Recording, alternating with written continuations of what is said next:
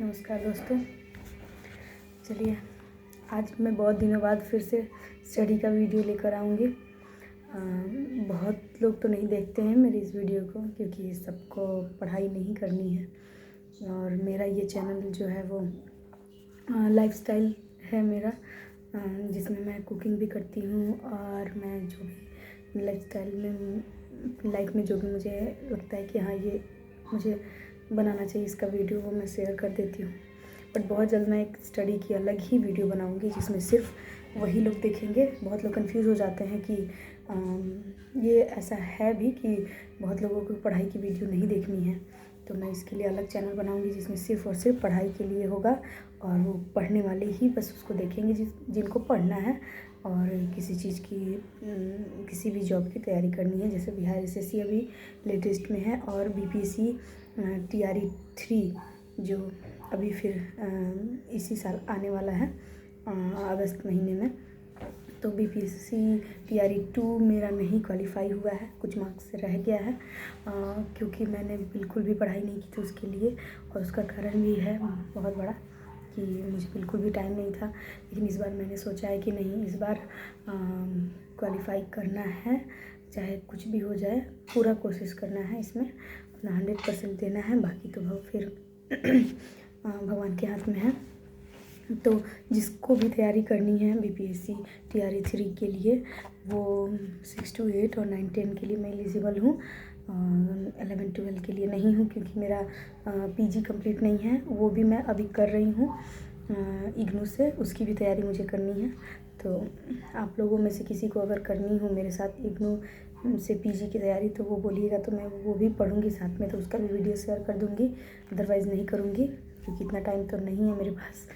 तो फिर ये अभी हम इसका कंटिन्यू करेंगे पढ़ाई।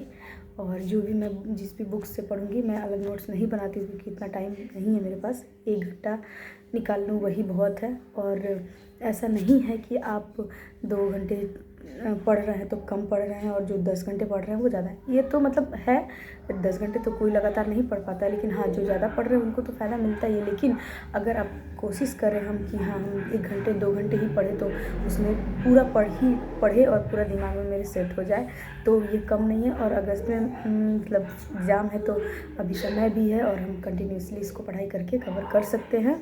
ऐसा बहुत बड़ा नहीं है। एग्ज़ाम मैं दी हूँ और मुझे देख के, मैं तो एग्ज़ाम दे के आई तभी मुझे लगा कि मेरा नहीं होगा, क्योंकि बहुत सारे ऐसे क्वेश्चन थे जिसको देख के मैं कंफ्यूज थी। 2 आंसर में मुझे मतलब दो क्वेश्चन कंफ्यूज हो जा रही थी कि इसका आंसर ये होगा। पढ़ा हुआ था, ऐसा नहीं था कि अपरिचित क्वेश्चन था, प्रश्न था, ऐसा कुछ भी नहीं था। अगर उसको मैं 10 दिन भी अच्छे से बुक को रिवाइज़ की होती तो मेरा मतलब क्लियर हो जाता, ऐसा मुझे लग रहा था। देख के अफसोस आ रहा था कि नहीं। एग्ज़ाम जब मैं देने गई थी बीपीएससी टीआरई 2 का, फर्स्ट डे 8 को पढ़ा था, उस दिन 2 घंटा पोस्टपोन्ड हो गया था वो एग्ज़ाम किसी वजह से। उस 2 घंटे में मैंने जो रिवाइज़ किया उसमें से भी 2-3 क्वेश्चन आ गए थे और वो मेरा सही हो गया था। तो इसी से मुझे लग रहा था कि नहीं, अगर मैं पूरे टाइम दी होती इस एग्ज़ाम के लिए, स्पेशली पढ़ाई की होती। लेकिन मानिए मैंने एक भी पेपर नहीं पढ़ा था इस एग्ज़ाम के लिए, और ये मेरी गलती भी है। बट गलती नहीं कहेंगे क्योंकि मेरे पास टाइम बिल्कुल भी नहीं था। मैं बहुत चाहती थी कि मैं थोड़ी देर के लिए भी बुक्स को देख लूँ, लेकिन बिल्कुल भी मेरे पास समय नहीं था। बहुत कुछ ऐसा हुआ जिससे मैं समय नहीं निकाल सकती थी। तो इस बार मैं कोशिश करूँगी कि ऐसा कुछ है नहीं, लेकिन इस बार कोशिश करूँगी कि मैं पूरा सिलेबस कवर करूँ। और इस वजह से ही मैं वीडियो बना रही हूँ, ताकि वीडियो की वजह से मैं कुछ पढ़ सकूं और वीडियो अपलोड कर सकूं और आप लोगों को भी मदद मिल सके। जो लोग तैयारी करना चाह रहे हैं तो उनको भी समय नहीं होगा, लेकिन वीडियो देखिए, सामने खोल के रख दीजिए और बस आप सुनते भी रहेंगे तो कुछ तो दिमाग में जाएगा, 50% तो जाएगा ही जाएगा। इसलिए मैं बहुत ज़्यादा डिटेल में, फिर मेरे पास बहुत ज़्यादा डिजिटल बोर्ड वगैरह ये सब कुछ भी नहीं है। बस आप वॉइस सुनते रहिए, हेडफोन या ये कुछ भी ईयरफोन कान में लगा लीजिए और मैं बस बोलूँगी। इसके बाद अभी मैं 1 लाइनर ही बोलती, ताकि आपको जब मैं डिटेल में पढ़ूँ इसका सब्जेक्टिव तो कान में लगे कि हाँ ये क्वेश्चन सुना हुआ है और ये मतलब इससे रिलेट हो जाए आप। चलिए हम शुरू करते हैं। मेरा 2 वीडियो आ चुका है, आप माफ़ कीजिएगा, मैं बहुत जल्द दूसरा चैनल लाऊंगी जिसपे सिर्फ और सिर्फ तैयारी करूंगी बिहार एसएससी का और मेन बीपीएससी टीआरई 2 का। हाँ, मैं बीपीएससी टीआरई 3 का तैयारी करूंगी, लेकिन इसमें 9-10 में भी अलग अलग सब्जेक्ट्स होते हैं, साइंस के, मैथ्स के, वो मैं नहीं कराऊंगी, वो मैं क्लियर कर देती हूँ। मेरा सब्जेक्ट सिर्फ सोशल स्टडी है, एसएसटी है, तो जो भी एसएसटी वाले होंगे वो इस पर तैयारी कर सकते हैं। उसमें भी 4 subject, history, civics, geography and economics, ये चारों का मैं कराऊंगी। और जनरल स्टडीज़ के लिए एक एक्स्ट्रा बढ़ जाता है, जो वो है क्या, हाँ, करंट अफेयर्स, तो करंट अफेयर्स के लिए भी मैं कराऊंगी। और फिर उस जनरल तो करंट अफेयर्स भी देख लेंगे। और फिर उसके लिए जो जनरल पेपर आता है, जो सबके लिए आता है 40 मार्क्स का, तो वो भी उसमें साइंस भी आता है, तो उसकी साइंस की मैं तैयारी करूँगी और कराऊँगी भी। लेकिन जो अलग से पेपर साइंस मैथ्स का जो आता है सब्जेक्ट का, जैसे 40 मार्क्स का एसएसटी में होता है कि आप 2 सब्जेक्ट को चूज़ कर सकते हैं, या तो हिस्ट्री और ज्योग्राफी में किसी एक में से एक लेना ज़रूरी होता है, और उसके साथ आप हिस्ट्री ज्योग्राफी ले सकते हैं, हिस्ट्री इकोनॉमिक्स ले सकते हैं, हिस्ट्री पॉलिटिकल साइंस ले सकते हैं। तो वो तो मैं एसएसटी में ये चारों पेपर कराऊंगी, हिस्ट्री, सिविक्स, ज्योग्राफी और पॉलिटिकल साइंस, ये चारों सब्जेक्ट का मैं तैयारी करूंगी। और साथ में जो जनरल पेपर आता है वो 40 मार्क्स का होता है, जिसमें आपको सब कुछ होता है, हिस्ट्री, सिविक्स, ज्योग्राफी, इकोनॉमिक्स, फिर साइंस में फिजिक्स, केमिस्ट्री, बायो, मैथ्स होता है। रीजनिंग टीआरई 1 में था, लेकिन इस बार रीजनिंग भी नहीं था, सिर्फ मैथ्स था। तो मैथ्स की भी मैं चैप्टर वाइज करूँगी तैयारी पूरे अच्छे से, क्योंकि बिहार एसएससी की तैयारी भी करनी है साथ में। तो बिहार एसएससी के लिए मैथ्स, रीजनिंग का अलग से पेपर है, उसका भी एक दिन मैं अच्छे से वीडियो में सिलेबस समझा दूंगी, जिसको भी बिहार एसएससी की तैयारी करनी होगी मेरे साथ कर लेगा। देखिए, तैयारी तो हम अच्छे से करेंगे। आपके पास मेरे पास तो इतना समय नहीं है, आप जो भी मेरा वीडियो देख रहे होंगे या फिर उनके पास अगर समय होगा तो वो बहुत अच्छे से अपनी भी तैयारी कर सकते हैं। ऐसा नहीं है कि मैं बस वीडियो बना रही हूँ इतना ही देर, मेरे साथ तो मजबूरी है कि मेरे पास समय नहीं है। तो उसका मैं अच्छे से एक दिन बिहार एसएससी का सिलेबस समझा दूंगी, और फिर उसका हम लोग चैप्टर वाइज मैथ्स पूरे डिटेल में पढ़ेंगे, पूरा चैप्टर वाइज पढ़ेंगे। उसके बाद जनरल जो भी आता है जीके जीएस, वो पूरा करंट अफेयर के साथ हम लोग पढ़ेंगे। वीक में एक दिन मैं करंट अफेयर्स को करूँगी, वीकली देख लेने से होता है ना कि लास्ट टाइम में बस हम लोग एक बार जो भी होगा वो हम लोग एक बार मैराथन नहीं, एक बार पूरे 6 मंथ्स का डिटेल देख लेंगे, तो हम लोग को माइंड में आ जाएगा। एक ही बार देखने से बस होता है ये कि कुछ तो याद रह जाता है माइंड में, लेकिन कुछ क्या बहुत ज़्यादा हम लोग भूल जाते हैं। तो अभी हम वीकली मैं कोशिश करूँगी, कभी नहीं आए तो इसके लिए सॉरी, लेकिन मैं कोशिश करूँगी कि वीकली एक करंट अफेयर्स का वीडियो मैं ज़रूर बनाऊँ। चलिए आज हम शुरू करते हैं। उस दिन हम लोगों ने पढ़ा था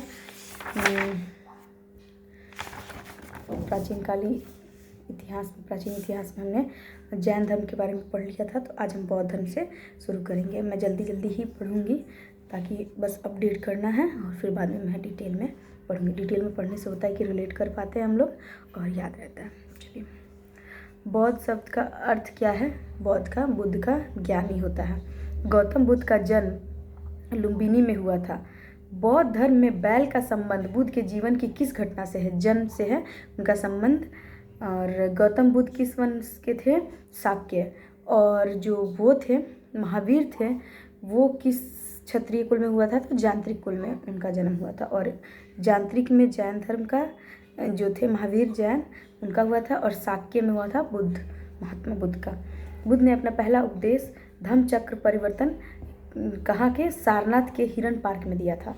सारनाथ में पहला उपदेश दिया था धम्म चक्र परिवर्तन। बौद्धों के अनुसार गौतम बुद्ध का अगला अवतार किसे माना जाता है? मैत्रेय को बौद्ध का अगला अवतार माना जाता है। गौतम बुद्ध ने सारनाथ में अपना पहला उपदेश किस मुद्रा में दिया था? धम्म चक्र मुद्रा में पहला उपदेश दिया था, इसलिए उसको धम्म चक्र परिवर्तन के नाम से जाना जाता है। वैशाख पूर्णिमा का महत्व इसलिए है क्योंकि इसी दिन बुद्ध का जन्म हुआ था, इसी दिन उनको ज्ञान प्राप्त हुआ था और इसी दिन इनकी मृत्यु हुई थी। इसलिए बौद्ध धर्म के जो भी अनुयायी या फिर बौद्ध धर्म मानने वाले होते हैं, वो वैशाखी पूर्णिमा को बुद्ध पूर्णिमा के रूप में मनाते हैं। उस स्थान का नाम बताएं जहाँ बुद्ध को ज्ञान प्राप्त हुआ था। बोध गया में सारनाथ जगह जो है वहीं पे सारनाथ में तो इन्होंने उपदेश दिया था और बोध गया में उनको मतलब ज्ञान की प्राप्ति हुई थी। बिंबिसार बुद्ध के समकालीन थे। बिंबिसार के टाइम में ही बुद्ध का भी पनपे थे। और गौतम बुद्ध के जन्म स्थल अशोक मौर्य का रुमिन स्तंभ द्वारा चिन्हित किया गया है। गौतम बुद्ध का जो जन्म स्थल है उसको अशोक मौर्य का रुमिन स्तंभ द्वारा चिन्हित किया गया है। बुद्ध, धम्म और संघ को मिलाकर त्रिरत्न कहा जाता है। बुद्ध, धम्म, संघ को त्रिरत्न कहा जाता है। चीनी यात्रियों ने भारत का दौरा मुख्यतः इसलिए किया क्योंकि वे बौद्ध धर्म में रुचि रखते थे। चीन में बौद्ध धर्म ही सबसे ज़्यादा संख्या में है। बौद्ध धर्म के कौन से संप्रदाय हैं? महायान, हीनयान और थेरवादी। ये याद रखिए, महायान, हीनयान और थेरवादी बौद्ध धर्म के संप्रदाय हैं। बौद्ध धर्म ने समाज के 2 वर्गों पर एक महत्वपूर्ण प्रभाव डाला। वे था महिलाओं और शूद्र पे ज़्यादा प्रभाव डाला था। गौतम बुद्ध द्वारा प्रतिपादित बौद्ध धर्म के अष्टांगिक मार्ग में कौन से मार्ग शामिल है? सम्यक दृष्टि, सम्यक संकल्प, सम्यक वचन, सम्यक आचरण, सम्यक जीविका, सम्यक प्रयत्न, सम्यक चित्त और सम्यक एकाग्रता यानी समाधि में जाना। अष्ट महास्थान बुद्ध के जीवन से जुड़े 8 स्थान कौन कौन से हैं? तो पहले लुम्बिनी जहाँ जन्म हुआ था, बोध गया जहाँ ज्ञान प्राप्त होता, सारनाथ पहला उपदेश दिया था, कुशीनगर मृत्यु हुई थी, श्रावस्ती, संकिसा, राजगिरी और वैशाली। प्रथम बुद्ध परिषद कहाँ आयोजित की गई थी? राजगिरी में पहला क्या हुआ था? बौद्ध परिषद आयोजित हुआ था। अशोक ने तृतीय बौद्ध परिषद कहाँ किया था? पाटलिपुत्र में। पहला कहाँ किया था? राजगिरी में और तीसरा पाटलिपुत्रा में किया था। पहला राजगिरी में और तीसरा पाटलिपुत्रा में। और उपदेश कहाँ दिया था? तो सारनाथ में दिया था। और ज्ञान कहाँ प्राप्त हुआ था? तो बोध गया में प्राप्त हुआ था। इसमें कंफ्यूज नहीं होना है। उसके बाद चौथी बौद्ध परिषद कहाँ हुई थी जो कनिष्क के संरक्षण में आयोजित की गई थी? ये हुई थी कश्मीर में, जहाँ बौद्ध धर्म 2 भागों में बटा था, हीनयान और महायान में विभाजित हुआ था। ये कश्मीर में हुआ था। चौथा था बौद्ध परिषद। भारत में निर्मित अंतिम बौद्ध ग्रंथ कौन सा है? वामसाथ पाक्सिनी। ये क्या है? भारत में निर्मित अंतिम बौद्ध ग्रंथ है। बौद्ध धर्म में त्रिपिटक शब्द का अर्थ होता है टोकरियाँ। बौद्धों की पवित्र और धार्मिक पुस्तक त्रिपिटक। बौद्ध ग्रंथ पिटक की रचना किस भाषा में हुई? पाली में। बौद्ध ग्रंथ की रचना पाली में हुई थी। बौद्ध धर्म के प्रचार प्रसार के लिए सबसे अधिक किस भाषा का प्रयोग? पाली का। तमिल साहित्य में गौरवशाली ग्रंथ शिल्पाधिकारम और मन्नी मेखलाई किससे संबंधित है? बुद्ध धर्म से है। पहला है ये तमिल साहित्य में लिखा गया है। इसमें है शिल्पाधिकारम और मन्नी मेखलाई। मिलिंद पन्हु क्या है? बौद्ध का पाठ है। अजंता के चित्रों को किसने प्रेरित किया? करुणामय बुद्ध ने प्रेरित किया। महाराष्ट्र में अजंता गुफाओं के चित्र और मूर्तियाँ बुद्ध धर्म से संबंधित है। ये कहाँ से संबंधित है? महाराष्ट्र में अजंता की जो गुफाएं वो बुद्ध धर्म से संबंधित है। और है आपका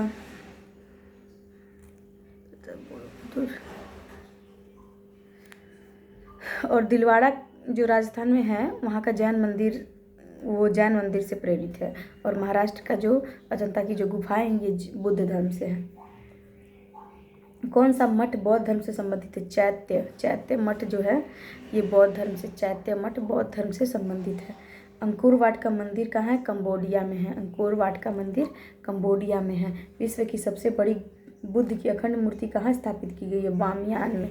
बामियान में। ये जानती हूँ कि एक बार में याद नहीं होगा ये सब, एक बार डिटेल में पढ़ेंगे तो भी याद हो जाएगा और एक बार फिर दिमाग में जाएगा। तो वो होता है ना, सुनते सुनते बहुत सारे क्वेश्चन ऐसे हैं कि रिलेट नहीं भी होते और बार बार आते हैं एग्ज़ाम में, या फिर बार बार सुनते सुनते वो दिमाग में फिट हो जाते हैं, तो ऐसे याद हो जाएगा। अंकोर वाट का मंदिर है कंबोडिया में और विश्व की सबसे बड़ी बुद्ध की अखंड मूर्ति बामियान में है। तिब्बत में बौद्ध धर्म का प्रचार करने वाले बौद्ध भिक्षु पद संभव थे। तिब्बत में। नेपाल में बौद्ध धर्म अशोक के शासनकाल के दौरान पेश किया गया था। नेपाल में सबसे पहले अशोक के शासनकाल में पेश किया गया था। आजीविका बुद्ध के समकालीन संप्रदाय थे। आजीविका जो संप्रदाय थे वो किसके समकालीन थे? बुद्ध के। भारतीय इतिहास के किस काल में क्षत्रियों की एक अलग पहचान थी? बुद्ध के काल में क्षत्रियों की एक अलग पहचान थी। धातु से बने सिक्के सबसे पहले बुद्ध के काल में ही दिखाई दिए। गांधार कला विद्यालय किसके अस्तित्व में स्थापित हुआ था? महायान संप्रदाय के अस्तित्व में गांधार कला विद्यालय स्थापित हुआ था। गांधार कला महायान के समय में। यवनिका या पर्दा भारतीय रंगमंच में किसके द्वारा पेश किया गया था? यूनानियों के द्वारा यवनिका या पर्दा भारतीय रंगमंच में पेश किया गया था।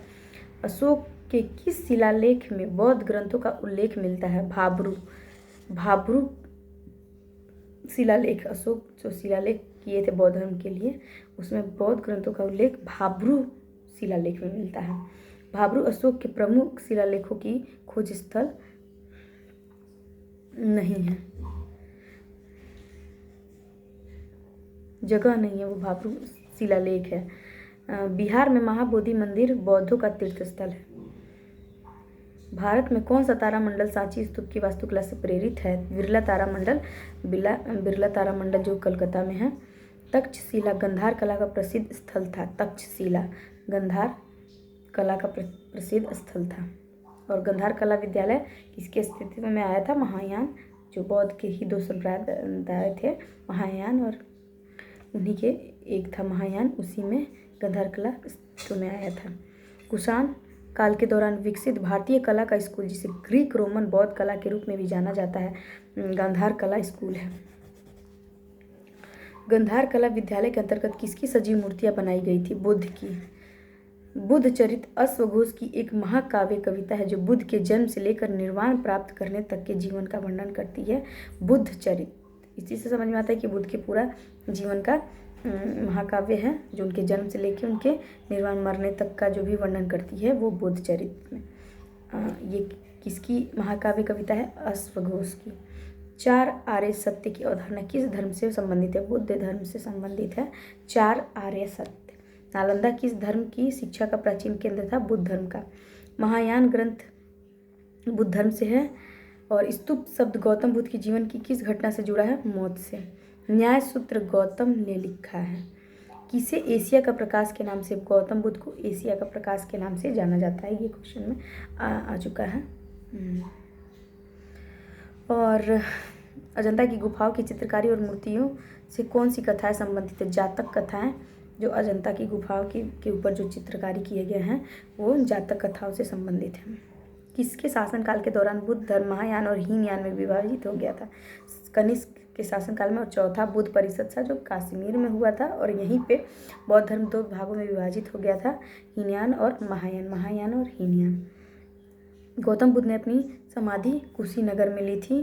भगवान बुद्ध द्वारा घर छोड़ने की घटना को महाभिनिष्क्रमण कहा जाता है। घर छोड़ दिए थे जो, इसकी कहानी हम डिटेल में फिर पढ़ेंगे, बहुत लोगों को पता भी होगा। गौतम बुद्ध ने अपनी समाधि कुशीनगर में भगवान महाभिनिष्क्रमण इनका घर छोड़ने का घटना है। धम्म शब्द संस्कृत धर्म के लिए पाली शब्द है। संस्कृत धर्म के लिए पाली शब्द है। निम्नलिखित में से कौन सी जगह गौतम बुद्ध से संबंधित नहीं है? तो पावापुरी इनसे संबंधित नहीं है। बोध गया तो है, कुशीनगर भी है और सारनाथ भी है इनसे संबंधित। गौतम बुद्ध ने पावापुरी जैन धर्म से संबंधित है। गौतम बुद्ध ने किस भाषा में शिक्षा दी? पाली। याद रखिएगा, बुद्ध धर्म में पाली का ही महत्व है, पाली भाषा। 3री शताब्दी ईसा पूर्व और 12वीं शताब्दी ईस्वी के बीच की अवधि से संबंधित बौद्ध कला और वास्तुकला के उत्कृष्ट नमूने के लिए सांची जो जगह है वो प्रसिद्ध है। गौतम बुद्ध का वास्तविक नाम सिद्धार्थ था और महावीर का वर्धमान नाम था। चौखंडी स्तूप भारत के किस राज्य में स्थित एक बौद्ध स्मारक है? चौखंडी स्तूप जो है वो बौद्ध धर्म से उत्तर प्रदेश में है एक बौद्ध स्मारक। भारत के किस शहर में धम्मेक स्तूप है? वाराणसी में है। तो लगभग 600 वर्षों तक परित्यक्त रहने के बाद किस वर्ष में सांची की खोज की गई थी? 1818 में। ये क्वेश्चन आ चुका है।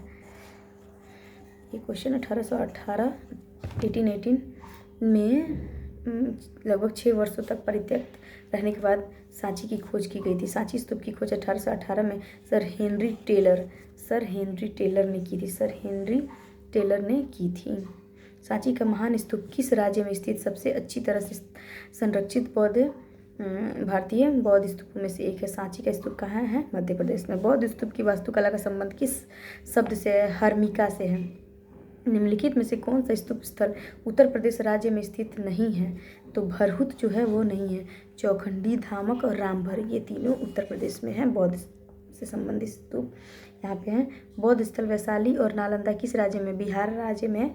और मैं भी वैशाली राज्य से हूँ, यहाँ मेरा घर है, तो ये मैं जानती हूँ। और नालंदा भी बिहार में है, ये भी आप जो भी बिहार के होंगे जानते होंगे। दीघा निकाय ये बौद्ध प्रवचनों का एक संग्रह है। दीघा निकाय जो है इसमें प्रवचन का संग्रह है। सूत पिटक मध्यमा निकाय का एक भाग है। सूत पिटक जो है ना वो मध्यमा निकाय का एक दीघा निकाय जान गए हम लोग, एक मध्यमा निकाय ये भी बौद्ध धर्म से हैं। और मध्यमा निकाय में है एक भाग सूत पिटक है, ये हमने सुना है। कौन सी विशेषता बौद्ध धर्म को जैन धर्म से अलग करती है? आचरण और आत्ममोक्ष का चरम रूप। ये दोनों में अंतर होने के कारण ये दोनों एक दूसरे से विभाजित हैं। गृद्धकूट में अपना उपदेश किसने दिया था? गौतम बुद्ध ने गृद्धकूट में अपना उपदेश दिया था। बुद्ध युग के दौरान वज्जी महाजनपद की राजधानी वैशाली थी। बुद्ध युग के दौरान वज्जी महाजनपद के बारे में भी हम पढ़ेंगे कि कितने महाजनपद थे, और इसकी राजधानी वैशाली थी। उसके बाद हम आज इतिहास, ये हमारा वीडियो बहुत लंबा हो जाएगा। फिर अगले वीडियो में हम महाजनपद, फिर मौर्य साम्राज्य के बारे में शुरू करेंगे। हाँ, महाजनपद के बारे में। ठीक है, नमस्कार।